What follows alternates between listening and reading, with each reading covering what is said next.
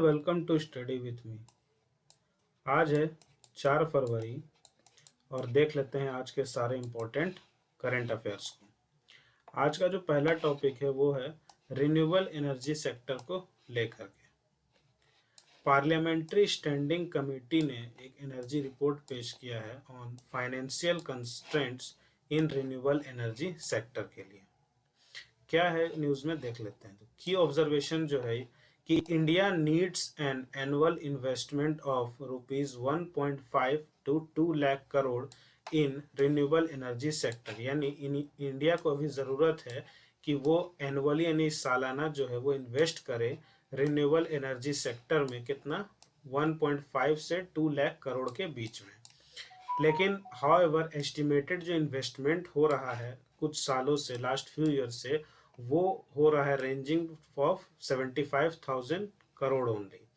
यानी जो है जितना इन्वेस्टमेंट का अभी डिमांड है या ज़रूरत है उससे लगभग आधा ही अभी इन्वेस्टमेंट इस सेक्टर में हो रहा है। तो इन्वेस्टमेंट को जो एनुअली है वो बढ़ाने की बात यहाँ पे की जा रही है। किस सेक्टर में? तो रिन्यूएबल एनर्जी सेक्टर में।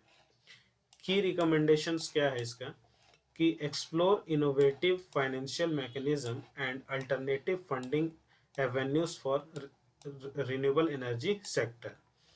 यानी जैसे कि कुछ एक्सप्लोर करना चाहिए इनोवेशंस, साथ ही फाइनेंशियल मैकेनिज्म को और बढ़ाना चाहिए और अल्टरनेटिव फंडिंग खोजनी चाहिए ताकि जो है इस सेक्टर में जो है वो फंडिंग और ज़्यादा हो सके।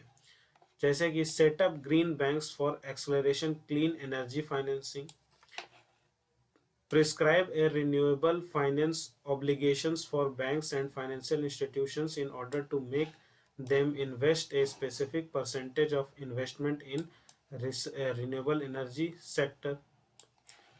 Explore innovations, financing mechanisms and alternative funding avenues like infrastructure development fund, infrastructure investment trusts INVITs, alternative investment funds, green और मसाला बॉन्ड्स या crowd funding etcetera for research and for renewable energy sector. A special window for the Indian Renewable Energy Development Agency for borrowing IRENA for borrowing from RBI at repo rate in line with other specialized financial institutions which NHB and NABARD etc. to able low cost financial resources। साथ ही साथ implementation of electricity late payments surcharge rules 2021 में ये बताया गया कि renewable energy developers have been facing challenges in realising revenue in time due to delays in receipts of payments from DISCOMs. It recommended proper implementation of the electricity rules 2021 to ensure developers get compensated for the delay in payment of dues।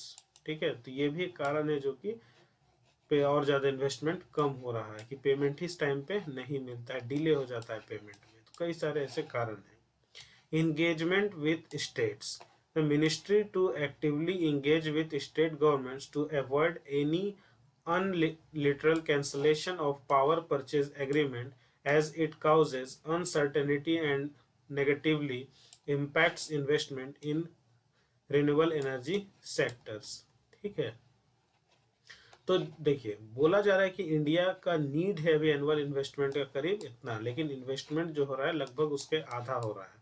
तो कई सारे recommendations दिए गए जैसे कि innovations करने के लिए, ठीक है, ग्रीन बैंक्स को सेटअप करने के लिए बोला गया है कि रिन्यूएबल फाइनेंस ऑब्लिगेशंस को हटाने के लिए फॉर बैंक्स या फाइनेंशियल इंस्टीट्यूशंस के लिए, ताकि स्पेसिफिक परसेंटेज में इन्वेस्टमेंट हो सके रिसर्च रिन्यूएबल एनर्जी सेक्टर में। Explore innovation financing mechanism and alternative funding avenues generate करने चाहिए ताकि और कई जगह से जो है वो इन्वेस्टमेंट या फंड्स जो है रेज हो सके। एक स्पेशल विंडो तैयार करना चाहिए Indian renewable energy development agencies के लिए। ठीक है, और साथ ही साथ जो डिले पेमेंट का प्रॉब्लम है तो फिर प्रॉपर इम्प्लीमेंटेशन होना चाहिए जो इलेक्ट्रिसिटी रूल है उसका, ताकि जो है पेमेंट टाइम पे मिलेगा तो फंड ज़्यादा रहेगा तो इन्वेस्टमेंट भी प्रॉपर वे में हो पाएगा। तो ऐसे कई सारे चीज़ें हैं जिसको इम्प्लीमेंट करने की ज़रूरत है, तब जाकर जो इन्वेस्टमेंट है वो बढ़ेगा और रिन्यूएबल एनर्जी सेक्टर में और ज़्यादा बूस्ट अप होगा। ठीक है। आई होप आपको ये वाला टॉपिक क्लियर हुआ होगा। बढ़ते हैं आज के हमारे नेक्स्ट टॉपिक की ओर। नेक्स्ट टॉपिक जो है वो अल्युमिनियम इंडस्ट्री को लेकर के, कि aluminium industry seeks more railway rakes for coal supply. ठीक ठीक है, कोल सप्लाई के लिए aluminium industry has sought the intervention of the government to ensure its operations are not disrupted due to coal shortage. यानी aluminium जो industry उन्होंने sought किया है कि जो इंटरवेंशन है गवर्नमेंट का, और वो इंश्योर करे कि जो ऑपरेशन है यानी उनका जो काम है, अल्युमिनियम इंडस्ट्री का काम है, वो किसी भी तरह से डिसरप्ट नहीं होना चाहिए, यानी रुकना नहीं चाहिए कि कोल शॉर्टेज के चलते। ठीक है, तो अल्युमिनियम जो है एक हाईली पावर इंटेंसिव इंडस्ट्री है, जहाँ पे कोल का जो जरूरत है वो काफी मात्रा में पड़ता है, काफी मात्रा में इसकी जरूरत होती है। यहाँ तक बोले तो for around 40% of production cost, यानी कि कोल जो है इतना इम्पोर्टेंट है कि जो अल्युमिनियम बनाने में का जो टोटल 100% जो कॉस्ट होता है, उसका 40% जो कॉस्ट है वो सिर्फ कोल में उसका खर्चा होता है। तो इतने ज़्यादा मात्रा में कोल का हमें ज़रूरत पड़ता है इस इंडस्ट्री में। ठीक है, industry noted that captive power plants of aluminum industry are facing alarmingly depleted coal stocks for only 3 to 4 days as compared to the prescribed level of 15 days। Industry ने नोट किया है जो कैप्टिव पावर प्लांट्स हैं जो of aluminium industry का, वो facing कर रहे हैं प्रॉब्लम कोल स्टॉक्स का, जो कि ओनली 3 to 4 डेज में होता था as compared to the prescribed level of 15 days का। ठीक है, जो कोल स्टॉक्स है वो ओनली अब 3 to 4 डेज का हो रहा है, जो कि पहले 15 दिनों तक का स्टॉक में होता था। ठीक है, अदर क्या चैलेंजेस है जो अल्युमिनियम इंडस्ट्री फेस कर रही है इंडिया में, कि there is considerably import of downstream products, example aluminium foils, rolled products from China and the Middle East. यानी अल्युमिनियम इंडस्ट्री जो इंडिया की है वो और ज़्यादा प्रॉब्लम क्यों फेस कर रही है, क्योंकि इंडिया जो है वो बहुत सारा अल्युमिनियम प्रोडक्ट्स जो है वो इंपोर्ट कर रहा है, और डाउनस्ट्रीम प्रोडक्ट्स जैसे कि अल्युमिनियम फॉइल्स वगैरह या रोल्ड प्रोडक्ट्स, ये सब वो चाइना या फिर मिडिल ईस्ट से मंगा रहा है। तो अगर इंपोर्ट किया जाएगा तो इस इंडिया की जो अल्युमिनियम इंडस्ट्री है उसको तो नुकसान होगा ना। तो इन सब कारणों से भी ये चैलेंजेस फेस कर रहा है अल्युमिनियम इंडस्ट्री जो इंडिया में है। साथ ही साथ India per capita consumption of aluminium stands too low, यानी इंडिया का जो कंजम्पशन है अल्युमिनियम का वो काफी लो हो गया है, लगभग 2.5 kg as compared to the China 24 kg and world average 11 kg। ठीक है, और एंड हाईली कंसेंट्रेटेड इंडस्ट्री है with only 3 primary producers in country. ये हाईली कंसेंट्रेटेड इंडस्ट्री है और यहाँ पे सिर्फ 3 ही प्राइमरी प्रोड्यूसर है कंट्री में। ठीक है, एडवांटेज क्या है, और एक और चीज जैसे aluminium is extracted from bauxite, aluminium जो है वो बॉक्साइट से एक्सट्रैक्ट किया जाता है, and India has 7th largest bauxite reserves and is the 4th largest producer of aluminium in the world.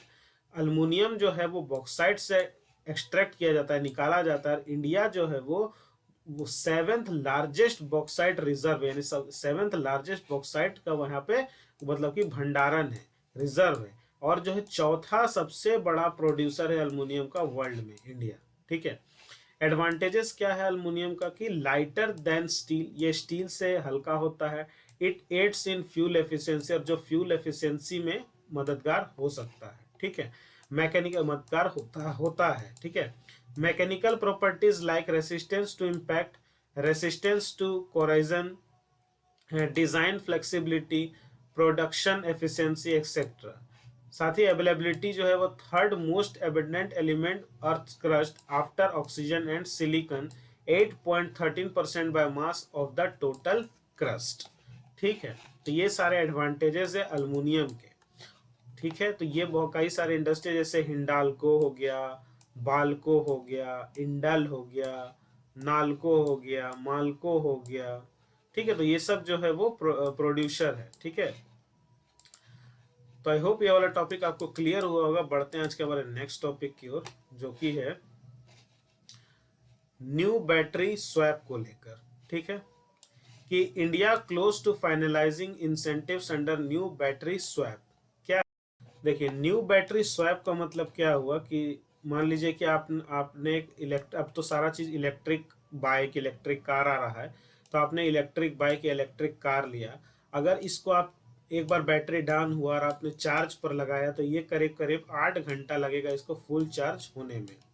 तो ये जो है वो टाइम कंज्यूमिंग बहुत ज़्यादा हो जाएगा। वहीं अगर एक स्टेशन ऐसा बन जाए जैसे पेट्रोल स्टेशन है, उसी तरह से ये बैटरी चार्जिंग स्टेशन होगा जहाँ पे ऑलरेडी बैटरी चार्ज होती रहेगी हमेशा, ठीक है। तो जिसका भी गाड़ी का बैटरी मान लीजिए कम होता है तो वो इस स्वैप स्टेशन पर जाएगा और अपनी जो है वो डिस्चार्ज बैटरी यहाँ पे लगाएगा और यहाँ से एक चार्ज बैटरी निकाल के और अपने गाड़ी में या अपने जो व्हीकल है उसमें वो फिट कर लेगा। तो इसमें जो है सिर्फ 2 मिनट्स में काम हो जाएगा। इसी को बोला जा रहा है स्वैपिंग। तो चार्जिंग से बेहतर है स्वैपिंग क्योंकि टाइम का बहुत ज़्यादा डिफरेंस हो जा रहा है और गैप हो जा रहा है। तो यहाँ पे काम आपका जल्दी हो जाएगा और यहाँ चार्जिंग पे लगाए तो टाइम बहुत कंज्यूम हो जाएगा और आपका जो उसके उससे उस व्हीकल से आपको जो वर्क करना है उसमें भी डिले हो सकता है, ठीक है। तो इसी को लेकर न्यूज में तो क्या है देख लेते हैं। क्या report said that government is expected to finalise incentives under new battery swap scheme to electric vehicles within the next 2 months. यानी गवर्नमेंट जो है वो फाइनलाइज कर रही है कि अब नया न्यू बैटरी स्वैप स्कीम लाया जाए इलेक्ट्रिक व्हीकल्स के लिए अगले 2 महीनों के अंदर, ताकि जो है वो आसानी से स्वैप हो सके। यानी आप अपनी बैटरी को यहाँ पे लगाकर जो चार्ज बैटरी वो लेकर तुरंत अपना निकल जाए, ठीक है, अपने काम की ओर, ठीक है। Policy will initially focus on battery swap service for electric scooters motorcycles to boost sectors like last mile delivery and ride sharing, ठीक है। It will also define battery design and charging standards for companies that want to set up swap stations. Earlier budget speech mentioned that battery swapping policy and interoperationality standards will be formulated soon. Battery swapping is a service that allows EV drivers and electric vehicle drivers to replace depleted battery blocks for freshly charged ones at swap stations. यही चीज मैं बोल रहा हूँ कि swap station पर एक swap station होगा जहां पर ऑलरेडी बैटरी चार्ज मिलेगा। जो आप अपने डिप्लेक्टेड बैटरी यानी कि जो चार्ज खत्म हो गया है जो बैटरी का, वो आप यहाँ फिट करोगे और एक चार्ज वाली बैटरी लेकर तुरंत अपने गाड़ी में लगाओगे और निकल जाओगे। तो विद इन 2 मिनट्स आपका काम हो जाएगा। वही चार्जिंग होने पे काफी समय का वेस्टेज होता है, ये काफी समय लगता है। तो इसी के लिए जो गवर्नमेंट है इस चीज को फाइनलाइज कर रही है। बेनिफिट्स क्या होगा बैटरी स्वैपिंग का, तो it offers a similar refueling experience as internal consumption engine vehicles while reducing the high upfront cost of the vehicle by 40 to 50%. Discharged batteries are charged in a controlled environment which helps to extend battery life and minimize safety concerns. Used battery can be repurposed for a second life in stationary appliances like mobile energy storage applications. It can offer an additional source of revenue for concerned businesses. तो कई सारे benefits बोला जा रहा है कि, ठीक है। तो आई होप ये वाला जो टॉपिक है ये क्लियर हुआ होगा, ठीक है। बढ़ते हैं आज के हमारे नेक्स्ट टॉपिक की ओर। पहले ये देख लेते हैं, ठीक है। Ministry of education has prepared A learning recovery plan for the academic session 2020-22-23। यानी जो एकेडमिक सेशन होगा 2022-23 का, उसमें जो है मिनिस्ट्री ऑफ एजुकेशन ने ये प्रिपेयर किया है कि एक लर्निंग रिकवरी प्लान चलाया जाए, ठीक है। क्यों? क्योंकि to ensure a continuum of learning and mitigate the impact caused by the pandemic. यानी जो ये जो पैंडेमिक आया इसके चलते जो है वो कंटिन्यूएशन जो लर्निंग का था या स्कूल जाने का जो एक प्रथा था वो जो खत्म हुआ है, या लोग घर में ही बैठकर पढ़ रहे हैं, तो उतने प्रॉपर ढंग से पढ़ाई नहीं हो पा रही है जो पहले स्कूल में एक प्रॉपर ढंग से हो पाती थी। तो उसी के चलते एक रिकवरी प्लान जो है वो मिनिस्ट्री ऑफ एजुकेशन के द्वारा प्रिपेयर किया जा रहा है, ठीक है। States and union territories have asked to incorporate the LRP guidelines to salvage the school education system. Measures under LRP क्या है कि identifying out of the school children and drops out from each grade and locating them, ठीक है। सबसे पहले out of the school children या फिर जिन्होंने ड्रॉप आउट कर दिया है उस अपने ग्रेड से, उनको लोकेट किया जाएगा, इसमें आइडेंटिफाई किया जाएगा और उनको डिलीवर किया जाएगा text books and uniforms and track किया जाएगा हर एक चाइल्ड, ठीक है। Preparing child registry at school level, साथ ही साथ ensuring implementation of bridge courses and school readiness model for secondary classes. Oral reading कराया जाएगा एंड फ्लुएंसी टेस्ट लिया जाएगा to establish minimum reading benchmarks different Indian languages for children, benchmarks in different Indian languages for children. So to increase the efficiency of teachers, Center has further asked states to strengthen ICT facilities at the block and cluster level. Clustering of schools with private schools, Kendriya Vidyalayas or Navodaya Vidyalayas for learning from each other. Funds for students or teachers. Rupees 500 per head for all students of upper primary and secondary level, and rupees 10,000 per head for 25 lakh teachers at the primary level for tablets. Funds for ORP यानी oral reading fluency study, ठीक है। यानी कि students और teacher दोनों को fund दिया जाएगा, फंडिंग किया जाएगा, ठीक है। और इस तरह से जो है वो रिकवरी प्लान जो है वो चलाया जाएगा, ताकि जो एक जो पढ़ाई में जो कमी आई है उसको पूरा किया जा सके, ठीक है। और जिनकी पढ़ाई छूट भी गई है उनको भी एक लेवल पर लाया जा सके। तो ठीक है, इस तरह से मिनिस्ट्री ऑफ एजुकेशन काम कर रही है, ठीक है। एक बहुत अच्छा पहल है। आई होप ये वाला जो टॉपिक है आपको क्लियर होगा, मिनिस्ट्री ऑफ एजुकेशन के द्वारा जो ये चलाया जा रहा है, ठीक है।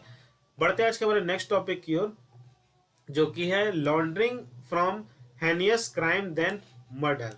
सुप्रीम कोर्ट ने ये बोला है जो लॉन्ड्रिंग है ये ज्यादा खतरनाक क्राइम है मर्डर से भी, ये बोला जा रहा है। मनी लॉन्ड्रिंग जो है ये जो है मर्डर से भी ज्यादा बड़ा क्राइम बोला जा रहा है सुप्रीम कोर्ट के द्वारा। क्या बोला जा रहा है कि a petition challenge constitutional validity of various provisions of prevention of money laundering act for violate of basic principles of natural justice and criminal jurisprudence. Petitions raise concern on the following provision, किस आधार पर petition raise किया गया है कि coercive powers including power to arrest under section 19 of act without a warrant on a mere subjective satisfaction of officers concerned, section 45 clause 1 of act putting limitations for granting bail. Earlier section 45 was struck down by Supreme Court, however it was amended later.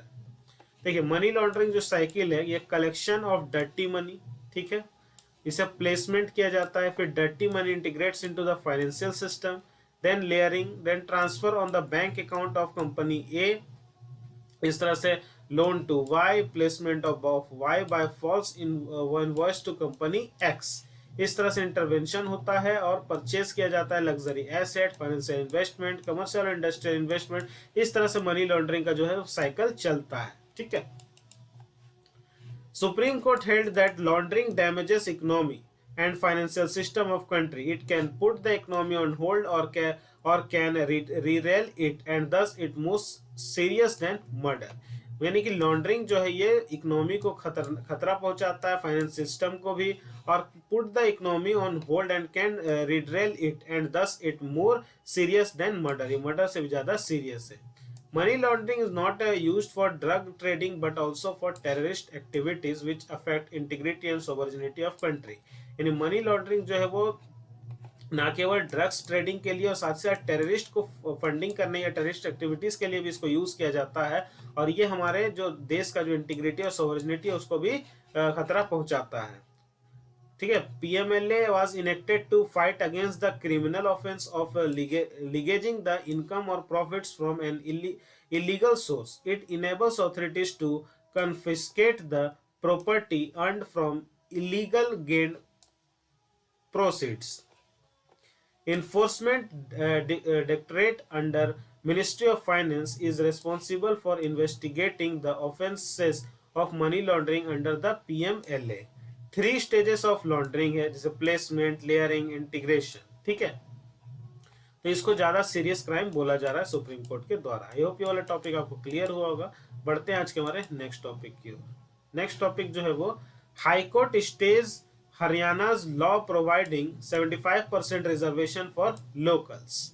यानी high court ने stay लगाया है, stage Haryana का जो law है providing जिसमें वो provide कर रहा है 75% रिजर्वेशन फॉर लोकल, यानी लोकल को 75% रिजर्वेशन वो प्रोवाइड कर रहा है। इसमें हाईकोर्ट ने स्टे लगाया, क्या है देख लेते हैं न्यूज में, ठीक है। Punjab and Haryana high court granted N interim stay, ठीक है, पंजाब और हरियाणा हाई कोर्ट ने ग्रांट किया है एक interim stay on Haryana state employment of local candidates act 2020। Haryana has challenge the high court order in supreme court, Haryana ने चैलेंज किया हाई कोर्ट के ऑर्डर को सुप्रीम कोर्ट में। ये एक्ट में बोला जा रहा है कि the act seeks to provide 75% of reservation for local candidates, यानी लोकल कैंडिडेट्स को 75% रिजर्वेशन प्रोवाइड कर रहा है। कहाँ पे? इन प्राइवेट सेक्टर जॉब्स में, then for a salary of less than ₹30,000 per month. Similar law was, यानी कि जिसका सैलरी जो है वो 30,000 से कम है उसको भी ऑफर कर रहा है। Similar law was introduce earlier, इसी तरह का लॉ जो है वो आंध्र प्रदेश में इंट्रोड्यूस किया गया था। And other states have propose similar measures, और भी अदर स्टेट है जो इस तरह के मेजर्स को फॉलो कर रहे हैं। Rationale for such laws: address rising unemployment to check development-induced displacement, curb influx of large migrants, agrarian distress, increasing demand for local jobs, etc. Concerns raised: industries argue that such reservation affects productivity and industry competitiveness. यानी कि इस तरह के reservation से productivity को affect हो सकता है और इंडस्ट्रीज कॉम्पिटिटिवनेस जो है उसमें खतरा हो सकता है। और can deter the corporate sector for investing in states, और जो कॉर्पोरेट सेक्टर जो इन्वेस्ट करना चाहते हैं स्टेट्स में उसमें भी उनको हिचकिचाहट हो सकती है, दिक्कत हो सकती है इस तरह के रिजर्वेशन अगर होगा तो। Such reservation may violate article 15, article 16 and article 19(1), ठीक है। और ऐसे जो रिजर्वेशन है इससे आर्टिकल 15, 16 और 19 का ए जो है वो अफेक्ट होता है। ये तीनों आर्टिकल क्या है आप कमेंट सेक्शन में बताइए तो, कि तीनों आर्टिकल किस चीज के बारे में है, ठीक है। नेक्स्ट है Supreme Court in doctor Pradeep Jain versus Union of India on issue of legislation for sons of the soil expressed that such policy would be unconstitutional but did not express rule on it. The long-term solution lies in focusing, training, scaling local youth, address core issues of unemployment. तो कई सारे जो long term solution के लिए ये focus किया जा रहा है कि ट्रेनिंग और स्किल जो है लोकल यूथ को दिया जा रहा है, address core issues of unemployment को देखते हुए, ठीक है। तो इसके चलते इस पर जो है स्टे लगा दिया गया हाई कोर्ट के द्वारा, और हरियाणा ने फिर से सुप्रीम कोर्ट ने रेस किया है, ठीक है। देखते हैं आगे क्या होता है। बढ़ते हैं आज के हमारे नेक्स्ट टॉपिक की, और आप भी बताइए कि ये रिजर्वेशन अच्छा है या खराब, कमेंट सेक्शन में आप बता सकते हैं, ठीक है। बढ़ते हैं आज के हमारे कुछ एक्स्ट्रा न्यूज की ओर। पहला है कि Indian diplomats to boycott Beijing winter Olympics, India के डिप्लोमेट्स ने बॉयकॉट किया बीजिंग विंटर ओलंपिक्स को। क्या है कि India announces diplomatic boycott of Beijing winter Olympics over Galwan row, although it will send an athlete to the event. India's opposed China's decision to field a People's Republican Army soldier involved in the June 2020 Galwan clashes as the bearer for the Winter Olympics game in Beijing. Other countries include the US, Japan, Australia, United Kingdom, and a number of European countries have also announced their plans for diplomatic boycott in protest of China's restriction on its Uyghur population in Xinjiang and other human rights abuses, ठीक है।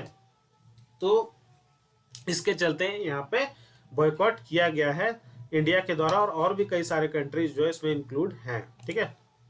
Next है other effective area based on conservative measures site tag, ठीक है। Aravali Biodiversity Park in Gurugram was declared as India's first OECM site, यानी Aravalli biodiversity जो park है गुरुग्राम में उसे डिक्लेयर किया गया है इंडिया का पहला OECM साइट के रूप में। और the biodiversity park in Aravalli range was once a mining site, ये कभी माइनिंग साइट था, left wasted and scarred after Mindless squares. It was later rehabilitated with government, public and corporate support. OCM tag is concerned upon areas of rich biodiversity outside of protected areas like national parks and sanctuaries for effective in situ conservation. Issued by International Union for Conservation of Nature, ठीक है। यानी पहले जो ये site था ये एक mining site था, लेकिन इसको रिहेबिटेट किया गया गवर्नमेंट के द्वारा, पीपुल के द्वारा और कॉर्पोरेट सपोर्ट से, ठीक है। और साथ ही साथ अब यहाँ पे ये रिच बायोडाइवर्सिटी हो चुका है, और ये जो प्रोटेक्टेड एरिया है ये अब नेशनल पार्क और sanctuary for effective in situ conservation के लिए, ठीक है। और ये इंडिया का पहला OECM साइट हो चुका है, OEM साइट, ठीक है, इसको टैग मिला है, ठीक है। नेक्स्ट है परम प्रवेगा सुपर कंप्यूटर। परम प्रवेगा सुपर कंप्यूटर, तो it is one of the most powerful super computers in India and the largest in an Indian academic institution, ठीक है। It was installed and commenced by Indian Institute of Science under National Supercomputing Mission. NSM was launched to यानी जो mission, national super computing mission जो है was launched to enhance the research capacity and capabilities in the country by connecting them to form a supercomputing grid with national knowledge network as backbone, ठीक है।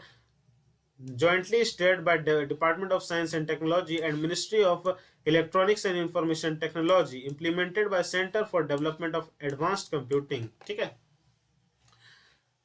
ठीक है। तो ये जो है one of the most powerful super computer है India का, क्या, परम प्रवेगा, ठीक है, पूछ सकता है एग्जाम में।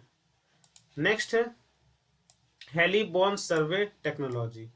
हेलीबॉर्न सर्वे टेक्नोलॉजी क्या है, तो ये central ground water board has taken up heliborne survey in certain arid और semi arid areas of Rajasthan, Gujarat and Haryana under ground water management and regulation scheme. About heliborne survey technology क्या है कि it will provide high resolution 3D image for subsurface up to a depth of 500 meters below the ground level and map potential groundwater sources. It is being employed by CSIR to map groundwater sources in arid regions and utilize groundwaters for drinking purposes, ठीक है। Next है saffron ब्लॉ projects कि क्या है कि being made by North East Center for Technology Application and Research to expand saffron blow in India to parts of the Northeast. Northeast saw the successful cultivation of saffron for the first time in Yangyang village of South Sikkim. About saffron blow projects क्या है कि few location in Arunachal Pradesh and Meghalaya,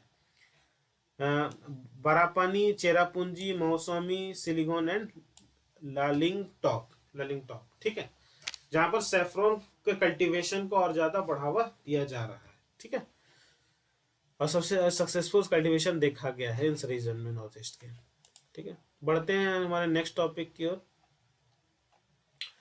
next जो topic है वो scheme of assistance to national sports federation, कि union government has approved continuation of scheme of assistance to NSF with an outlay of rupees 1575 crore for 15 financial commission cycle, ठीक है। About the scheme क्या है कि central sector scheme है, preparation of national teams for all major national and international competitions like Olympic games, para Olympic, Asian games, Commonwealth games, CWG etcetera.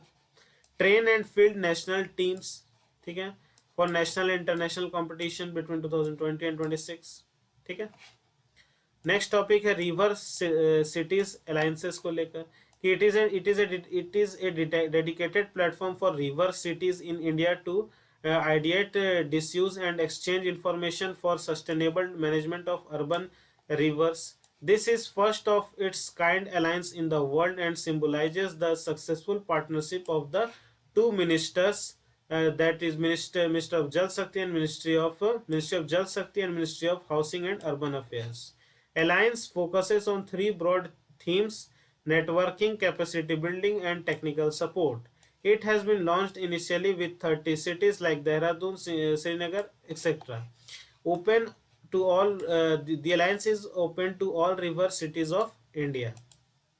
Next है पुनौरा धाम बिहार। पुनौरा धाम बिहार क्या है? Punaura Dham is Sitamarhi district. Sitamarhi district was included in Ramayan circuit of Swadesh Darshan scheme. प्रसाद यानी कि pilgrimage rejuvenation and spiritual augmentation drive scheme है। considered to be a birthplace of goddess Sita. Shrine compound has a Ram Janki temple, a pond called Sita Kund, and a hall. Full stop.